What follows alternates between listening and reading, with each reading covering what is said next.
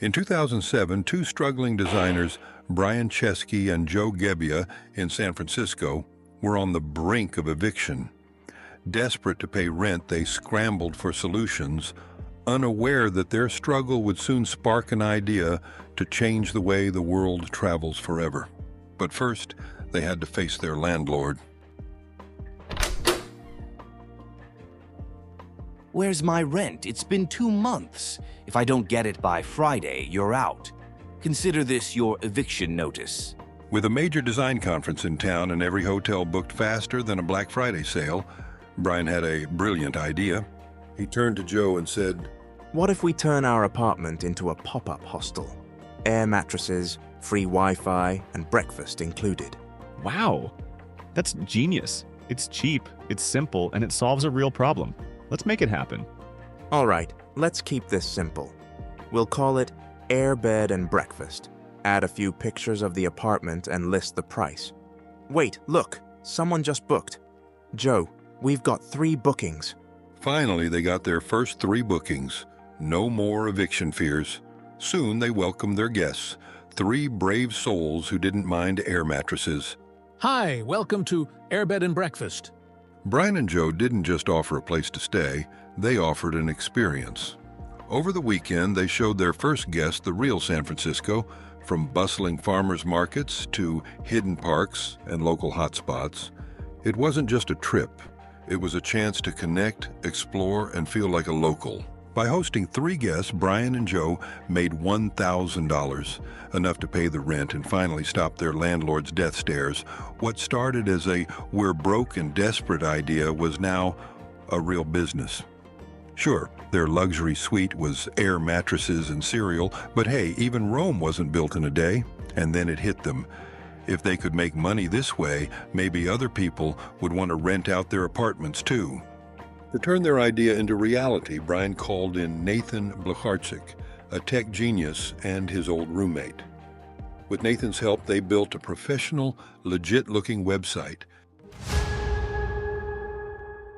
With a clear focus, Brian, Joe, and Nathan relaunched Airbed and Breakfast as the ultimate lodging solution for sold-out conferences.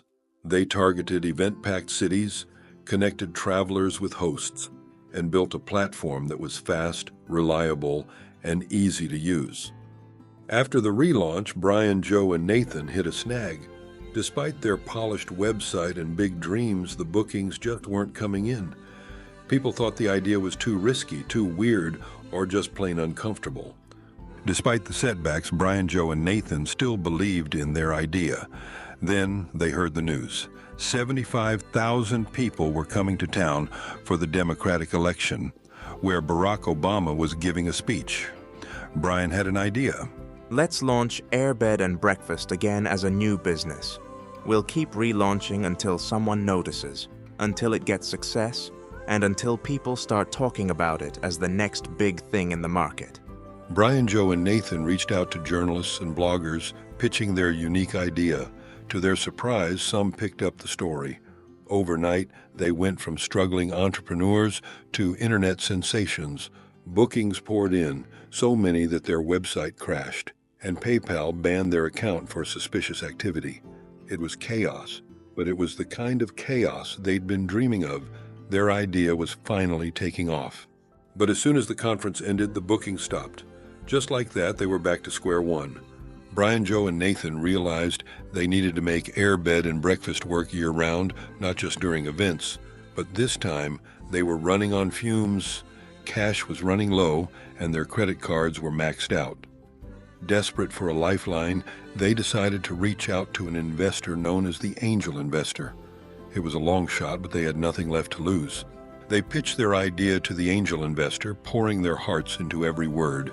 They shared their vision of a world where anyone could belong anywhere, where travelers could find unique stays and hosts could earn extra income.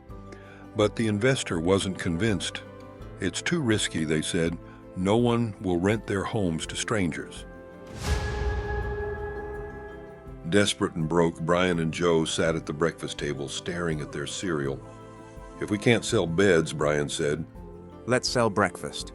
With the help of a friend who owned a printing press and agreed to print boxes in exchange for a share of the profits, they launched Obama O's and Captain McCain cereals. Named after the 2008 presidential candidates, they capitalized on the election buzz to sell their quirky breakfast boxes. Because when you're broke, you get creative, or just sell politically themed cereal. They sold the cereals online, marketing them as limited edition collector's items. To their surprise, people actually bought them. The cereal boxes not only kept the lights on, but also taught them a valuable lesson. Sometimes you have to think outside the box, or in this case, sell the box. Their quirky cereals didn't just sell, they made waves. Their story was even featured on CNN, putting their politically themed breakfast boxes in the national spotlight. From broke entrepreneurs to cereal sensations, they were finally getting the attention they needed. The cereal sales brought in $30,000, just enough to pay off their debt. But once the cereal craze died down, they were broke again. Determined to make their dream work, they knew they needed real investment. That's when they heard about Y Combinator, a startup accelerator that could change everything. Y Combinator rejected them at first, but as they were leaving, Joe pulled out a box of Obama O's from his bag and told their cereal story. The investor was stunned. He said, "You guys are like cockroaches. You just won't die." Defeated, they left, only to get a call hours later. Y Combinator had changed their mind. They were in. Finally, someone was willing to take a chance on them. With Y Combinator's support, Brian, Joe, and Nathan transformed their idea into a global phenomenon. What started as air mattresses in a San Francisco apartment became Airbnb, a platform that changed the way the world travels. From cozy cottages to luxury villas, they proved that anyone could belong anywhere. And it all began with 3 friends who refused to give up, even when the odds were stacked against them. Thank you for watching. If you enjoyed this video, please subscribe to my startup studio for more inspiring stories and insights.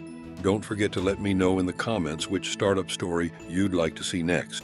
I'd love to hear your suggestions.